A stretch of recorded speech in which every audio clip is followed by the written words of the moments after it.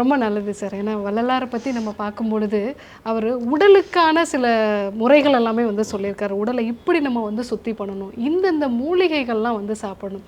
Even அவருடைய அந்த ட்ரெஸ்ஸே வந்து ஒயிட் கலரில் இருக்குது அப்படிங்கிறதுக்கே சில முறைகள்லாம் வந்து அவர் சொல்லியிருப்பார்.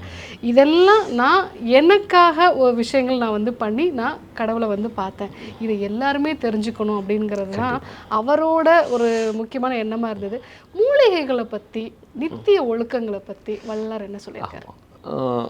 ஒரு சப்ஜெக்ட் எடுத்துருக்குறோம் அப்படின்னா, ஒரு சப்ஜெக்ட் எடுக்கிறாங்க, நாளைக்கு ஒரு எக்ஸாம் சொல்கிறோம்னா, சாதாரண ஒரு எக்ஸாம் இல்லாத மாணவன் இருக்கிறதுக்கும் எக்ஸாம் நாளைக்குன்னு இருக்கிற மாணவனுக்குள்ள வித்தியாசம் உங்களுக்கு தெரியும். ஆமாம், அவன் கொஞ்சம் கவனமாக படிப்பாங்க, பரபரப்பாக இருப்பாங்க.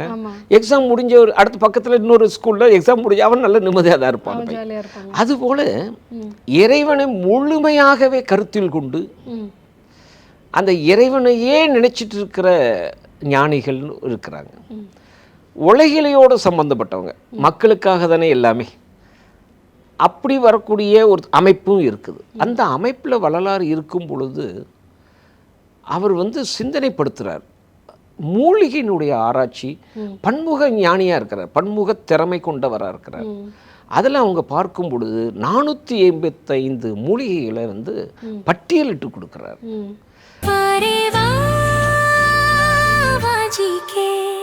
Dr. Srivarma's Magicare, his wellness for her happiness.